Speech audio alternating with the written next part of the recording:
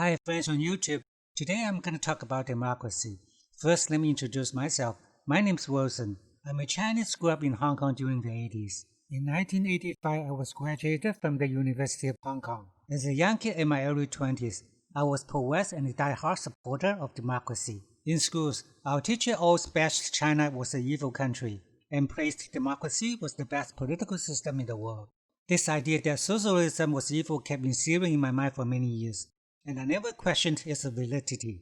Just like one of the popular religions, I truly believed in democracy by faith. As I grew older through observation and experience, I began to see how things work by being more pensive and thinking more critically not to accept anything by its face value. Little by little, I realized that democracy is just another propaganda and marketing gimmick. So let me begin the core of the video, the illusion of democracy. Before I continue, I have to admit that my opinion on this topic will not be the mainstream, and I expect to receive a lot of pushbacks. But no matter you agree with me or not, my only request for you is to be open-minded. From birth to the age of reasoning, a person is an information absorber. What information one receives dictates his mindset and behavior. For example, if one grew up in a country where extreme religion is taught in school, one may consider suicide bombing is an act of jihad. Or if one grew up in India, one may consider eating beef is a sin and an act of blasphemy. Also, before the Second World War in Germany, the Jewish people were considered to be sinful and deserved to be slaughtered. In America during the 19th century, slavery was considered to be acceptable in the South. From these examples, we can see that right or wrong was totally based on ideologies. When the media and school keep instilling certain ideologies, majority of the people would tend to believe in certain dogmas and go against some other ideas. Like in America, there are pro-gun and anti-gun ideologies, pro-life and pro-choice ideologies, progressive and conservative ideologies, etc. In the political arena, there are pro-democracy and pro-monoparty ruling ideologies. Talking about democracy, for most of us, democracy is a given. As Obama put it, democracy is a universal value and should be adopted by all the countries in the world, Eastern or Western. Democracy versus dictatorship, clearly one's positive and the other is derogatory, just like pretty versus ugly, happy versus sad, blessed versus condemned. If we were asked what's the most preferable form of government, I'm sure most of us will answer democracy without a second thought. But what exactly is democracy? Let's do a reverse engineering to expose its true nature. Looking back in history, there were periods of time when the mainstream beliefs were considered as absurd in modern point of view. For example, the flat earth and the geocentric theory of the solar system. Before the Renaissance, the church suppressed any view about the earth was orbiting the sun. People lost their lives because they are advocating the heliocentric theory where the sun was the center of the solar system instead of the earth being the center. Once again, before the Second World War, Nazi ideology was widely supported by the Germans. Although we all consider these are fallacies, they were the axiom of their time. In other words, popular opinion may not be always considered as the truth. Democracy in its current concept is of the people, for the people, and by the people. On the surface, it gives the illusion that everyone is in charge. But is that really? If everyone can be in charge, won't it be chaotic? Let's hear how the founding fathers of the United States censured democracy. James Madison once said, "Pure democracies have ever been spectacles of turbulence and contention, have ever been found incompatible with personal security or the rights of property, and have in general been as short in their lives as they have been violent in their deaths." John Adams also said, "I do not say that democracy has been more pernicious on the whole, and in the long run, than monarchy or aristocracy. Democracy has never been and never can do so durable as aristocracy or monarchy. But while it lasts, it's more bloody than either. Remember, democracy never lasts long. It soon wastes, exhausts, and murders itself. There never was a democracy yet that did not commit suicide." Fisher Ames, the dude who drafted the First Amendment, commented, "The known propensity of a democracy is to licentiousness, which the ambitious call and the ignorant believe to be liberty." Now you may ask, if the founding fathers dislike democracy, what exactly is the political system the United States is adopting? The answer is election. People give election different names.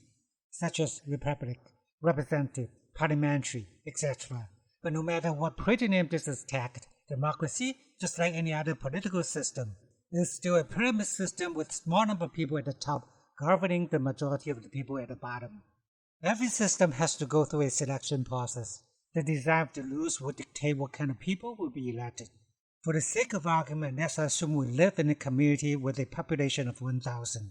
Let's further assume that you are very sick and you need to find a doctor to perform operation on you.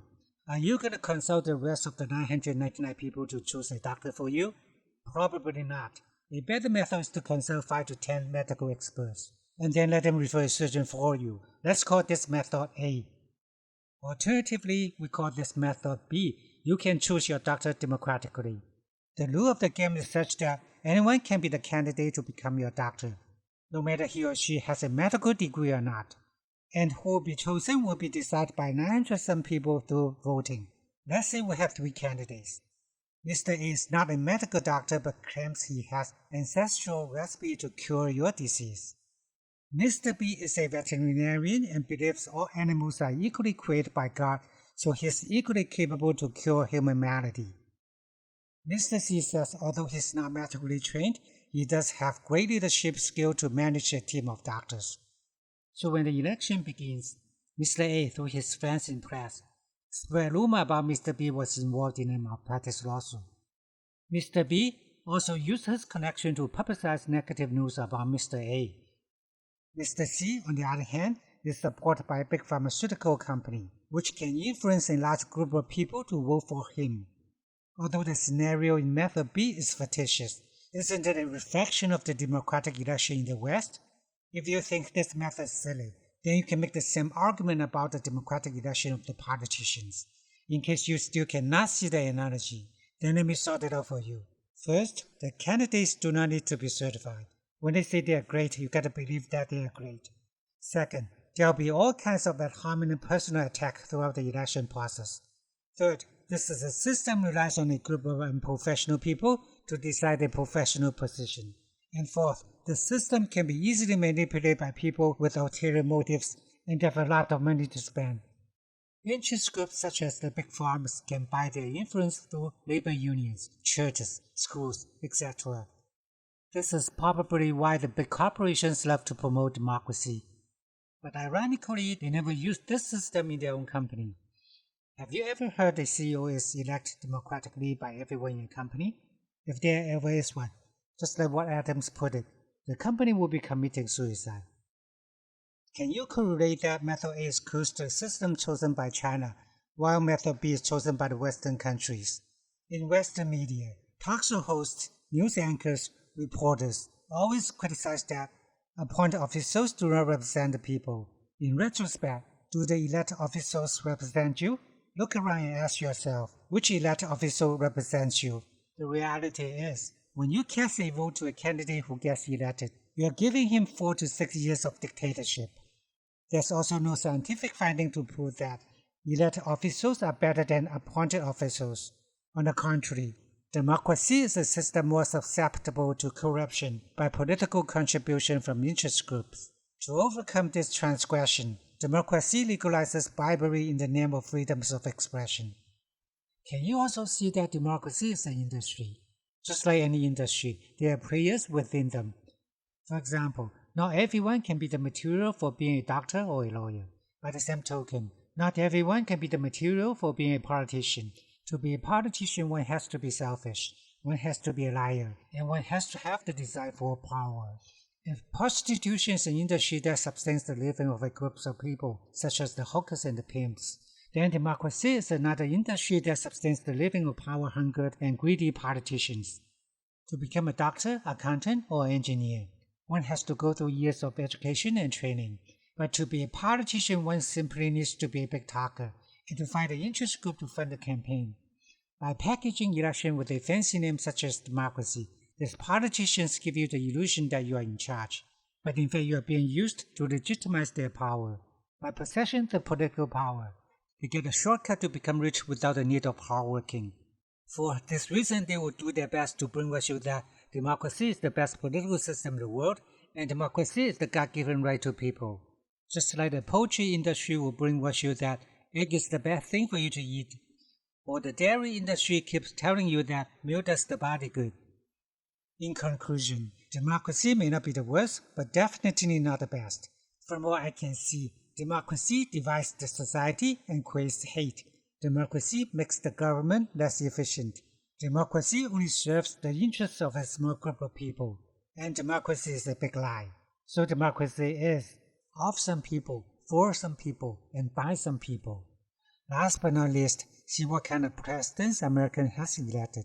They have Clinton the pervert, Bush Jr. the moron, Obama the big talker, and Trump the pervert, the lunatic, the moron, and the big talker all together.